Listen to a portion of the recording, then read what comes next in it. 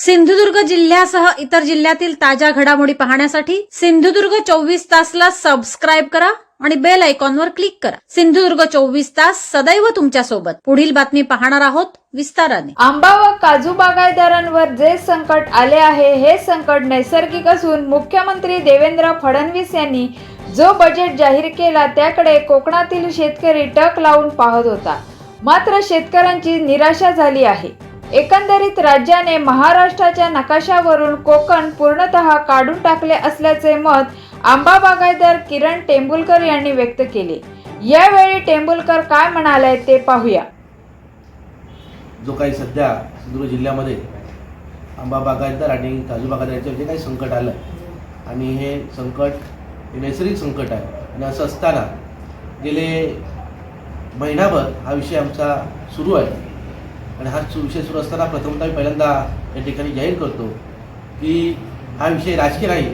सुदैवाने आज मी एका राजकीय पक्षाचा पदाधिकारी आहे किंवा बाजूला बसले ते सगळेच वेगवेगळ्या पक्षाचे या ठिकाणी पदाधिकारी बसले आहेत, पण आम्ही ठरवलं याच्यात कोणतंही राजकारण न करता आम्ही सगळ्यात पहिल्यांदा या भागाचे आमदार सन्माननीय नितेशजी राणे साहेब पालकमंत्री यांची भेट घेतली आणि त्यांना वस्तुस्थिती समजून सांगितली।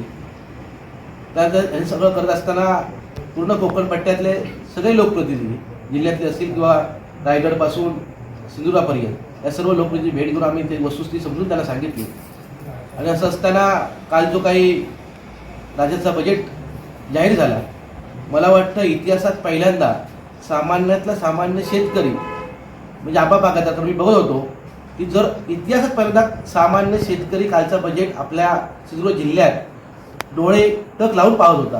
म्हणजे अक्षरशः खरोखरच काल प्रत्येक शेतकऱ्याला अपेक्षा होती की काहीतरी आंबा बागायतदारांना त्या ठिकाणी चांगली भरघोस मदत होईल, पण कारण एकंदरीत सोशल मीडियावर संध्याकाळी जो का बजेट सादर झाल्यानंतर ज्याही काही लोकांच्या प्रतिक्रिया आल्या त्या खरोखरच अगदी चिंताजनक होत्या की खरोखरच सर्वसामान्य शेतकरी अगदी नाराज झाला आहे। मला वाटतं इतिहासात पण कधी बजेट बघत नाही एवढा अटक लावून कोकणातला तरी बरेचसे शेतकरी तो कालचा बजेट बघत होते आणि असं असताना त्याच्यानंतर काही चर्चाही सभागृहात झाली आणि चर्चा करत असताना खरोखरच सन्माननीय कृषी मंत्री यांची आम्ही भेट घेतली आणि काल त्यांनी जे काही कोकणच्या बाबतीत त्यांनी वक्तव्य केलं की ते मागचं तर सगळं बजेट वाचून दाखवलं की विम्याला आम्ही 82 कोटी जिल्ह्यातल्या सुधारण्यासाठी तरतूद केली होती। हे सगळ्या मागच्या गोष्टी आहेत, ते पुढचं काही बोलायला तयार नव्हते आणि त्या बजेटमध्ये आम्हाला अशी अपेक्षा होती की आमची साधारण आम्ही एवढं फिरल्यानंतर आम्हाला अंदाज होता की या सरकारकडून समाधानकारक आपल्याला काही हे मिळणार नाही,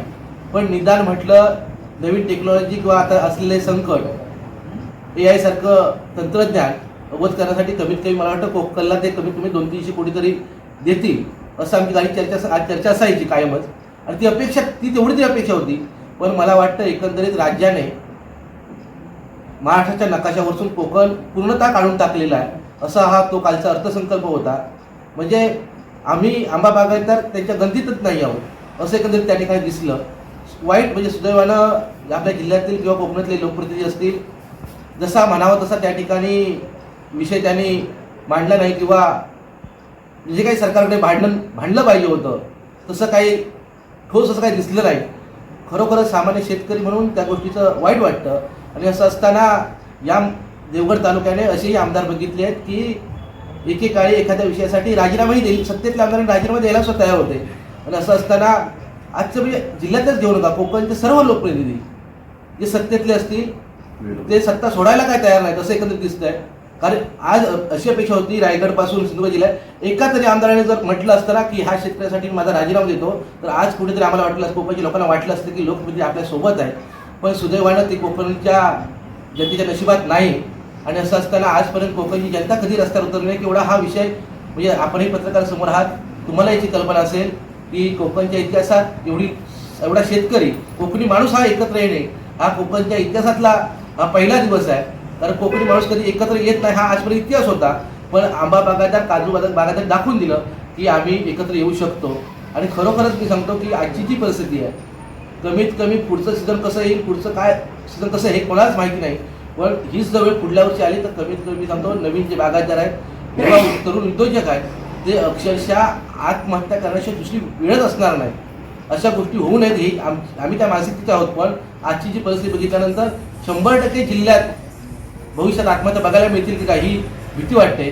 आणि असं असताना ठीक आहे, सगळी सत्ताधारी मंडळी, जिल्ह्यातली जी काही मंडळी आहे, गल्लीपासून दिल्लीपर्यंत यांची सत्ता आहे. आम्ही आजपर्यंत सोशल मीडियाच्या माध्यमातून बघत होतो की हे सरकार म्हणजे राज्यातलं असेल किंवा केंद्रातलं असेल, हे धनधान्यांचं सरकार आहे, हे शेतकऱ्यांचं सरकार नाही. हे आज ज्यावेळी आमच्यावर वेळ आली त्यावेळी आम्हाला समजले की हे खरोखरच ते आहे. तर आम्ही राजकीय आरोपपत्र ऐकत होतो किंवा बघत होतो, हे धनधान्य सरकार आहे. वस्तुस्थिती आहे की हे धनधान्याचं सरकार आहे. म्हणून माझी विनंती सरकारला आहे की अजून वेळ गेली नाही, आपल्या 23पर्यंत अधिवेशन सुरू आहे. या अधिवेशनात तिला कोकणच्या भावना समजून तुम्ही कोकणला, शेतकरी कोकणचा जगवायचा असेल तर तुम्ही जास्तीत जास्त भरपाई तुम्ही त्या ठिकाणी जाहीर करा, जेणेकरून ही जी काही तुम्ही 2 लाखापर्यंतची कर्जमाफीचं जे काय म्हणताय, कोकण हा स्वाभिमानी कोकण आहे. मला वाटतं महाराष्ट्राच्या तुलनेत 1 ते 2% थकीतदार असतील आणि त्यात 1-2% लोकांनाच या ठिकाणी लाभ मिळणार आहे त्या कर्जमाफीचा. बाकीचे आम्ही सगळे प्रामाणिक शेतकरी आहेत की जे रेग्युलर कर्ज भरतायत, ते 50,000च्या आज लोकांना 50,000ची अपेक्षाच नाही आहे. तुम्ही जास्तीत जास्त काही ठोस भरपाई द्या, कर्जमाफीचा विषयच लोकांच्या डोक्यात नाही आहे, एवढीच या ठिकाणी सांगतो. आणि असं असताना खरोखरच पुन्हा विनवणी करतो की सरकारने या गोष्टीवर बारकाईने विचार करून या इथले सगळे लोकप्रतिनिधी, आता सुदैवाने नवीन आता जिल्हा परिषदच्या इलेक्शनला त्याही लोकप्रतिनिधींना विनंती आहे, जिल्हा परिषद असतील, सगळे पंचायत सदस्य असतील, यांनीही परवा होणाऱ्या 12 तारीखच्या मोर्चात सर्वांनी सहभागी व्हा. इथे राजकारणाचा विषय नाही, प्रत्येकाला तुम्ही पुढे या, तुम सगळ्यांचं स्वागत आहे. कोकण म्हणून आपण एकत्र होऊया, कुठेतरी या सरकारला आपली ताकद दाखवली पाहिजे. जोपर्यंत आपण भांडत नाही किंवा रडत नाही तोपर्यंत समोरचा माणूस आपल्याला लक्ष देणार नाही, एवढं त्या निमित्तानं सांगतो आणि थांबतो. धन्यवाद. खरंच ह्याच्यात जर राजकारण असतं तर आम्ही परवा सगळ्या पक्षाची, जिल्ह्यातले सर्व पक्षाचे जिल्हाध्यक्ष आहेत त्यांनाही संपर्क केला आणि काही दुकानं भेटायचं सुद्धा आहे. परवा एक दुकानं भेटायला गेलो, म्हणजे प्रत्येकाच्या संपर्कात आहोत आम्ही. आणि त्यांनाही आम्ही विनवणी करतो की साहेब, हा विषय काय राजकीय नाही. सुद्धा आम्ही जरी राजकीय पक्षाचे असलो पदाधिकारी, तर हा सर्वसामान्य लोकांचा विषय आणि सर्वसामान्य कुठेतरी आवाज शेवटी काही गोष्टीत कोणतरी पुढे लागतं. त्यामुळे या ठिकाणी आमचे काका ढोके असतील आणि सगळी टीम हे कुठेतरी आम्हाला विश्वास घेऊन त्या ठिकाणी हे सगळं करत असतो. त्यामुळे इथे राजकारण कुठे नाही. आणि मगाशीच मी एक वाईट ऐकली की एका पत्रकारांनी पालकमंत्री साहेबांना म्हटलं की राजू शेट्टी साहेब आणि वैभव नाईक त्या सभेत उद्या होणाऱ्या भारतीय मोर्चाचं नेतृत्व करतात. सुदैवानं वैभव नाईक साहेबांचा मी आभार मानतो की त्यांनी आपल्याला पाठिंबा डिक्लेअर केला, पण हे आंदोलन त्यांच्या नेतृत्वात नसणार आहे. आम्ही त्यांनाही तशी कल्पना दिली आहे की हे नेतृत्व फक्त सन्माननीय राजू शेट्टी साहेब यांच्या नेतृत्वात असणार आहे. त्यामुळे याच्यात ते सहभागी होतील आणि त्यांनी व्हावं अशी आमची अपेक्षा आहे. सगळ्या पक्षाच्या आजी माजी आमदार सगळ्या लोकप्रतिनिधी आहेत, त्यांनी सर्वांनी सहभागी व्हा ही आमची विनंती आहे. पण त्या सभेत फक्त नेतृत्व, त्या आंदोलनाचं नेतृत्व सन्माननीय राजू शेट्टी साहेब करणार. या मतदारसंघातले एक म्हणजे मतदार लोकप्रतिनिधी ते 100% आम्हाला बागायतदाराच्या पाठीशी असणार, त्यात आम्हाला कोणतीही शंका नाही. पण असं असताना जे काही त्यांचे वरिष्ठ बसले आहेत, त्यामुळे राज्याचे मुख्यमंत्री असतील, देशाचे पंतप्रधान असतील, ही जी मंडळी आहे, यांचं जे काही शेतकरी बाबतीत धोरण आहे ते धोरण पूर्णतः हे आज विषय आमच्यापर्यंत पोहोचला.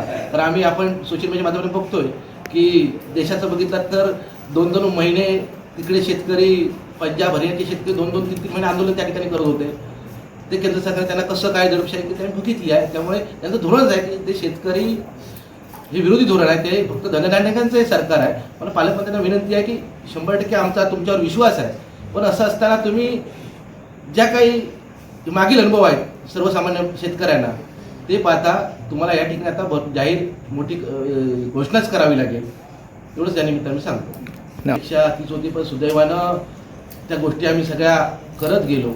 पण सुदैवानं कदाचित त्यांच्याकडून काही गोष्टी राहिल्या असतील, आमच्याकडून पण आम्ही आंबा बागायतदार म्हणून पहिल्यांदा निवेदन दिलं. आणि मला वाटतं जी सभा आपण घेतली ती आम्ही 8 दिवस अगोदरच जाहीर केली होती, अमुक दिवशी आमचा मेळावा आहे. आणि आमची अपेक्षाही होती, आम्ही सर्व बागायतदार 100% अपेक्षा होती आणि आम्ही त्या मानसिक होतो की त्या ठिकाणी सुदैवानं सन्मानित 100% आमदार साहेब त्या सभेला कदाचित येतील. सिंधुदुर्ग जिल्ह्यासह इतर जिल्ह्यातील ताज्या घडामोडी पाहण्यासाठी सिंधुदुर्ग 24 तासला सबस्क्राईब करा आणि बेल आयकॉनवर क्लिक करा. सिंधुदुर्ग 24 तास सदैव तुमच्या सोबत.